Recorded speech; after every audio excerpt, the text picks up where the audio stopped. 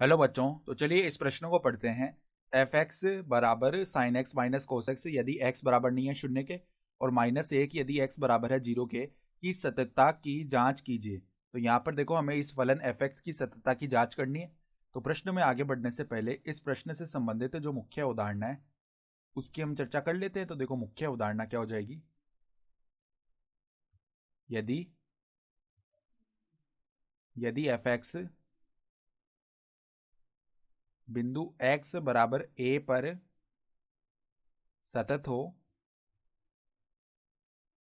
हो तो क्या होता है कि x बराबर a पर जो फलन का मान है वो किसके बराबर आता है, लिमिट x अग्रसित हो a माइनस एफ एक्स।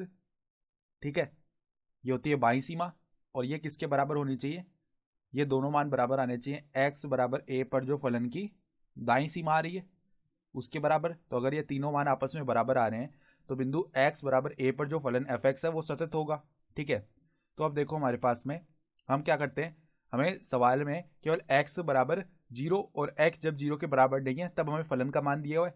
इसका मतलब क्या है कि बाकी सभी बिंदुओं पर तो ये सतत हो ही रहा होगा। ठीक है, इसकी जो परिभाषा है उसमें परिवर्तन केवल x बराबर जीरो और x जब जीरो के बराबर नहीं है उस पर आ रहा है। ठीक है, तो अब हम क्या करते हैं, x बराबर जीरो पर सातत्य का परीक्षण कर लेते हैं। अगर x बराबर जीरो पर ये सतत हो गया तो जो बाकी के सभी बिंदु है वहां पर तो ये सतत है ही, तो ये सदैव सतत हो जाएगा। ठीक है, तो x बराबर जीरो पर जो फलन का मान है वो क्या है, माइनस एक है।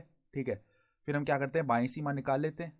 बाईं सीमा x बराबर जीरो पर निकालेंगे तो क्या आएगी, लिमिट x अग्रसित होगा जीरो माइनस एफ एक्स आ जाएगा। तो अब देखो, हम x के स्थान पर जीरो माइनस एच प्रतिस्थापित करेंगे और h शून्य की ओर अग्रसित करवा देंगे। ठीक है, तो यहाँ पर f माइनस एच आ गया। ठीक है, तो अब देखो लिमिट h अग्रसित होगा शून्य की ओर, यहाँ पर साइन के अंदर आ जाएगा माइनस का h, माइनस में कोस के अंदर आ गया माइनस का h। तो साइन माइनस थीटा का मान माइनस का साइन थीटा होता है ना, तो लिमिट h अग्रसित हुआ शून्य की ओर, ये माइनस का साइन h हो गया। और यहाँ पे देखो कोस माइनस थीटा का मान कोस थीटा ही होता है, तो माइनस में कोस h आ गया। तो अब h को शून्य की ओर अग्रसित कराएंगे तो देखो यहाँ पर माइनस का साइन जीरो, इसका मान जीरो आ जाएगा। ठीक है, फिर माइनस में कोस जीरो, तो केवल क्या बच गया हमारा, माइनस का एक आ जाएगा। तो बाईं सीमा तो आ गई माइनस का एक। अब हम क्या करते हैं, दाईं सीमा निकाल लेते हैं। तो दाईं सीमा बराबर लिमिट x अग्रसित होगा जीरो प्लस की ओर एफ एक्स। तो अब देखो यहाँ पर h को शून्य की ओर अग्रसित करवा लेते हैं और यहाँ पर x के स्थान पर हमने जीरो प्लस एच रख दिया है तो एफ एच आ जाएगा। तो अब देखो फलन में हम x के स्थान पर h रख लेते हैं, लिमिट h अग्रसित है शून्य की ओर। और यहाँ पर देखो क्या बन जाएगा, अब sine h minus cos H, sine h minus में कोस एच। तो अब h को शून्य की ओर अग्रसित कराया तो साइन जीरो माइनस में कोस जीरो बनेगा जिसका मान जीरो माइनस एक यानी कि माइनस का एक आ जाएगा। तो हम देख पा रहे हैं x बराबर जीरो पर जो f जीरो का मान है वो किसके बराबर आ रहा है, बाईं सीमा। और ये दोनों मान किसके बराबर आ रहे हैं, दाईं सीमा के। ये सभी मान किसके बराबर आ रहे हैं, माइनस एक के बराबर आ रहे हैं।